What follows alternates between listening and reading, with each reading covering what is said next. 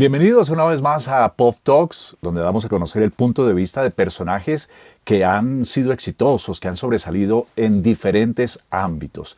Contamos historias reales y hoy está con nosotros Andrés Wiesner, un amigo muy querido, un personaje con un profundo sentido social que ha hecho muchas cosas y vamos a conocer acerca de su vida y contarles por qué ha sido un hombre exitoso y está siendo un hombre exitoso.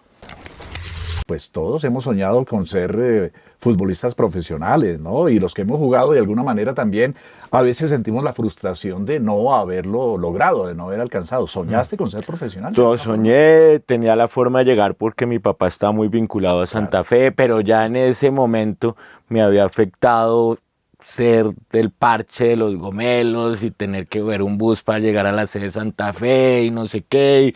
Y lamento mucho no haberlo hecho porque me imagino que hubiera sido feliz. Gracias a Dios encontré el periodismo, que me apasiona casi igual que el fútbol. ¿Y llegaste por el fútbol también al periodismo o cómo fue?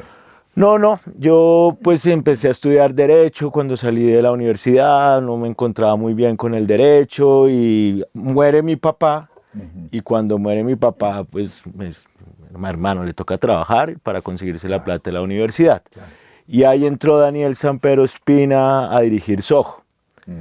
Y yo le dije, a mí me gustaba escribir, le dije que si podía estar en la revista, me hicieron unas pruebas y me contrataron en Soho primero sin pagarme. Pero todavía no habías estudiado periodismo. No había estudiado periodismo y Alberto Salcedo Ramos era muy amigo de Daniel, el gran cronista, y él era profesor de La Sabana, entonces me mandaba los martes a La Sabana a clase con Alberto, Alberto es muy bueno para todo, no tan buen profesor. Ese era echando cuentos allá. Contando historias. Para mí, después de Gabriel García Márquez, es el mejor cronista que tiene este país. Sus libros maravillosos. Y ahí pues ya dijimos, listo, entré a estudiar periodismo, entonces ahí pues, en Soho y después de Soho entré a Semana y ahí entró a La Sabana a estudiar periodismo. ¿Y qué pasó en ese bache de la universidad? Que dices que estuviste en la universidad, que la vida te llevó a otras instancias, a otros ámbitos. ¿Qué pasó en ese tiempo? Yo estuve en la universidad trabajando en Semana, tuve que hacer una investigación en los Altos de Casucá. Y Claudia García, una periodista de Semana, que estaba en el .com, que en ese tiempo el .com era escribir como por internet, y un día, un domingo lluvioso, le escribió a los colombianos en el exterior diciéndoles, es domingo, llueve, me voy a tomar un chocolate con una almojábana, y eso generó esa nostalgia. Y ella dice, con la revista Semana de ese entonces, que era además muy consciente socialmente, canalicemos esa nostalgia en algo positivo. Entonces se inventan Conexión Colombia, que era buscar que las remesas aportaran a fundaciones en el país. Escogieron 5 fundaciones, una de ellas era Pies Descalzos, la de Shakira, que estaba en Casucá, y a mí me contrataron para ser el periodista que escribía las notas de esas fundaciones para que los colombianos en el exterior dijeran, yo quiero apoyar. Entonces yo por eso en realidad fue que comencé a ir a Casucá. Y como estaba tan compleja la situación en Casucá, deciden hacer una investigación ya periodística más seria.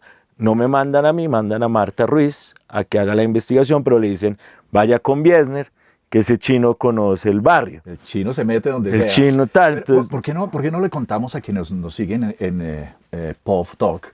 ¿Por qué no le contamos qué es Casucá? Porque seguramente pues, en muchos países pueden estar viendo este contenido, pero dicen, no entienden el contexto de Casucá, tiene que ver con comunas, tiene que ver con una zona muy deprimida. Es un sector, Willy, relativamente joven, no tiene más de 45 años, se formó a partir de desmovilizaciones de grupos de izquierda que alegando su derecho a la vivienda ocuparon esta zona.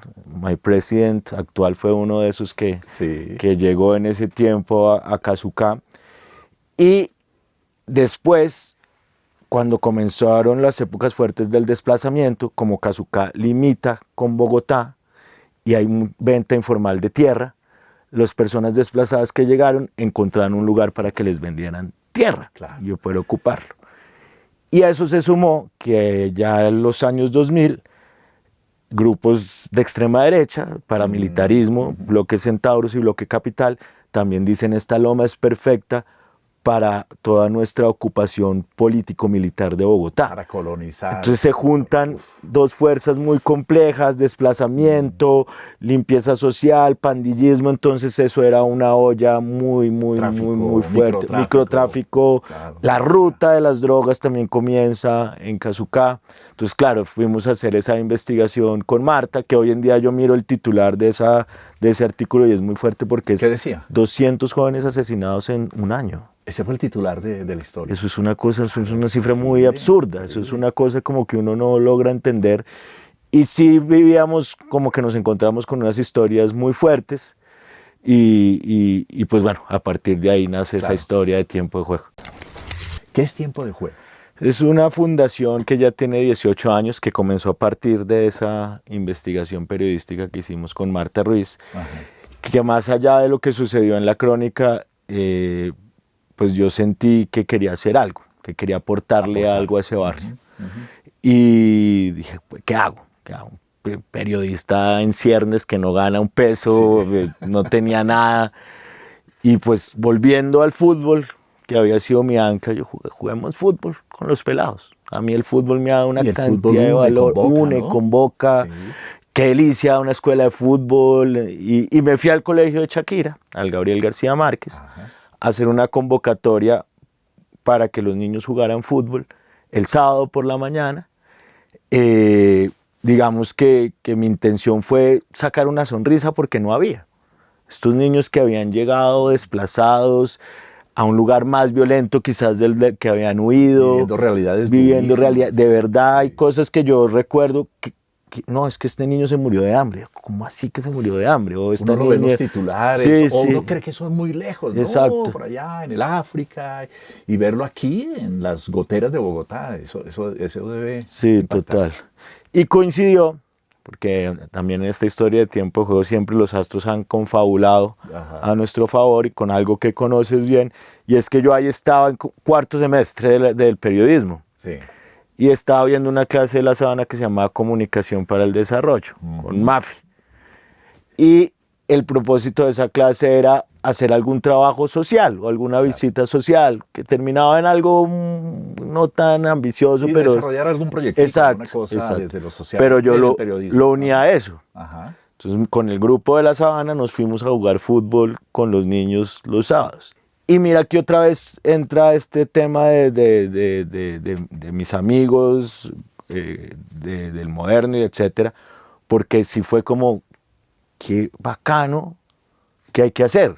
¿En qué le ayudo? Empezaste a compartir ese sueño, esa visión. Entonces el que tenía un bar, digo, bueno, voy a hacer una fiesta y con la plata del recursos para los uniformes.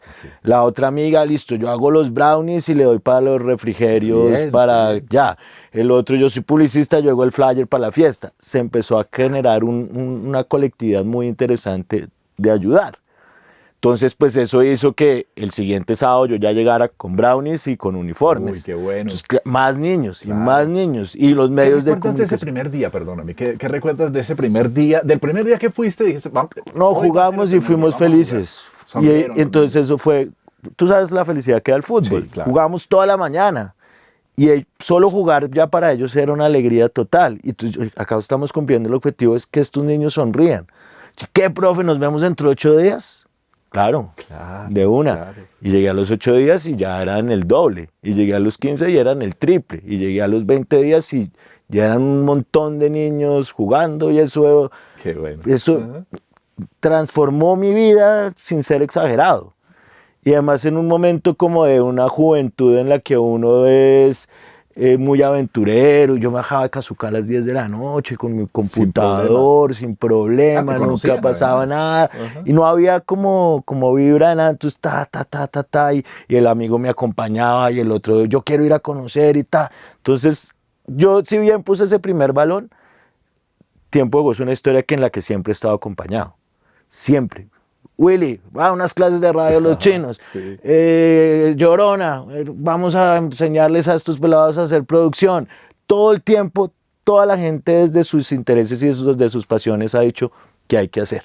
Y eso yo creo que es maravilloso. Entonces así, digamos, empezó la historia de Tiempo de Juego, con aportes de todo el mundo a que esto comenzara. Y para pues, cerrarte el cuento, lo interesante y lo lindo fue que cuando ya eran como 400 niños, Wow. ya pues la de los brownies dijo, oiga, no, pues bacano, pero ya no 400 tengo brownies, brownies. no. Y ya no tengo tantos. Y yo también era el entrenador de 400, ya llegaba rendido a mi casa y no Claro. tenía plata para contratar Tocó entrenadores. empezar a Pero ahí pensar hubo en un punto de crecer. giro Claro. espectacular porque la comunidad dijo, las mamás dijeron, yo, mamá, de estos niños que ya entendí que usted viene acá con excusa del fútbol, pero quieres que mi hijo esté mejor, yo hago los refrigerios. Y eso se convirtió en la panadería, el taller de screen. No, nosotros podemos hacer los uniformes. O sea allí que en no solamente fue fútbol, sino que alrededor del fútbol empezaron a nacer otros Pues digamos que proyectos. las necesidades que surgieron de una escuela de fútbol las fueron satisfaciendo los mismos integrantes de la Y comunidad. les producía ingresos a Y ellos, los además. entrenadores. Ajá. Los mismos mismos pelados se entrenadores. convirtieron en los entrenadores, Claro. y 18 años después toda esa columna vertebral de Tiempo de Juego es dirigida y guiada por la fundación. O sea, menos mal no tenemos plata, menos mal no teníamos plata Ajá, para contratar ajá. entrenadores Claro. ni para llevar los refrigerios, porque eso hizo que la comunidad realmente se empoderara y sintiera el proyecto como suyo. Claro. ¿Y cuándo empezaron a salir y a mostrarse? Porque pues cuando uno entra pues le pregunta a Google qué es Tiempo de Juego, pues uno sale con cosas maravillosas, un portal, No, medios. Mira que desde el mismo lugar, digamos que desde cómo ayudo yo desde mi lugar. Sí. Entonces Ojos echó un par de artículos contando la cosa. Claro. Semana Empieza a visibilizar el Semana hizo proyecto. la crónica. Yo empecé a trabajar con Pirri. Con Pirri hicimos 3 especiales cuando Pirri era prime time, de la historia de Kazuka, de la historia de Tiempo de Juego. Y con esos especiales, que le llamamos la revolución de las cosas pequeñas, que es esto que te estoy contando, que cada uno aporte algo, fue que construimos la primera cancha profesional en Kazuka, que era el sueño que teníamos con todos los pelados allá en Tiempo de Juego. Entonces, claro, esa visibilidad que nos dio también un programa como el de Pirri en prime time, hizo pues que Tiempo de Juego empezara a ser muy visible, que cada vez llegara más gente a querer apoyar, la cooperación internacional, la empresa privada, el Estado, y ahí pues digamos siguió Claro. la... En medio de, pues no podemos negarlo, en medio de un país violento como el que tenemos, seguramente hay muchos sectores que ven eso con buenos ojos y dicen, oh, qué bien, llegó un gomelo a ayudar aquí a trabajar, pero hay otros sectores que dicen, hey, está cooptando niños, jovencitos para el fútbol y nosotros los queremos para otras cosas. ¿Cómo se dio esa lucha? ¿Qué ha pasado con No, eso? sabes que en términos de realidad, y esa pregunta me la hacen frecuente, no sucede porque yo siento que hasta el más bandido quiere que su hijo esté bien. violencia? Ok, ajá. Y Tiempo de Juego abrió las puertas a todos los niños y niñas de Kazuka. Así fueras hijo de paramilitar, de guerrillero, de pandillero. No había diferencia. Entonces, a la hora de la verdad, yo siento que para ellos era chévere. Mi pelado está ahí jugando fútbol mientras yo haga lo que haga, pero mi pelado está bien y ojalá mi pelado no se meta por este camino. Entonces, desde ese lugar, no, yo tuve problemas, fue porque crucé un poco la línea de lo que yo estaba haciendo con la fundación con mi trabajo periodístico. Yo seguía haciendo investigaciones periodísticas sobre las problemáticas que se veían en Kazuka, sobre el microtráfico, y ahí la línea es muy delgada. Claro. Entonces eso sí genera como duda de este tipo al fin acá en qué está. ¿A qué ¿Está vino? Sí. ayudando a los niños o está acá viniendo a investigar lo que nosotros hacemos? Claro. Y eso pues sí me causó amenazas, tiempo que no pude ir a Kazuka y cosas así, pero que finalmente, y siempre me lo dijeron los colegas periodistas, a usted allá lo va a proteger la comunidad, Fresco. Y así fue. Y ya hay chicos conectados con el profesionalismo. Tenemos un equipo de fútbol femenino y masculino que se llama el Kazuka Fútbol Club, además con storytelling divino porque es un pelado nuestro que llegó desplazado, que se metió en tiempo de juego, que se volvió un líder total de la comunidad, y el sueño de él fue crear el Kazuka Fútbol Club, que ya compite, o sea, ya no es ocupación de tiempo libre como el resto de las categorías de fútbol, sino es un equipo que ya compite en Liga de Soacha, en Liga de Bogotá, además con muy buenos resultados, y en donde ya han salido un par de jugadores, lamentablemente para Millonarios, pero bueno, le deseamos. O sea, nosotros tenemos un objetivo, y es en 10 años estar en el profesionalismo, la categoría B. Se está trabajando mucho para eso, es costoso, es complejo, pero la idea es que el Kazuka Fútbol Club sea un equipo profesional. Un día conversamos y me dice que es barrista. Que es barrista. Entonces la primera pregunta es, ¿pero es de las barras bravas o de qué? ¿Cómo es la cosa? Sí, no, ese es mi gran orgullo, ser de la barra de Santa Fe y haber podido entrar pues a los lugares como más pues ser amigo de los jefes de la barra, sí. y estar en ese lugar. Me encanta la barra, es un lugar donde me encuentro nuevamente con lo que yo soy. Me parece súper válido el barrismo como una opción de vida juvenil en estos días que hubo esos incidentes que estuve charlando también con unos medios, ¿no? Como que trato de explicar que si bien es un problema, que el barrismo a su vez es un colectivo juvenil muy poderoso, que si tú desnaturalizas la violencia y lo canalizas hacia temas de paz, tienes una fuerza impresionante, que no conozco ningún sector más solidario como el barrismo. Es irónico, pero esos pelados trabajan un montón por sus barrios, por sus territorios. Es un tema complejo, es un tema difícil, pero yo creo que hay mucho por hacer. Andrés, gracias. No, a ti, Willy. Y gracias también a quienes nos siguieron en este episodio de hoy con Andrés Wiesner. Ya se dieron cuenta que es un futbolero, es un gran periodista, pero un hombre con un gran sentido social.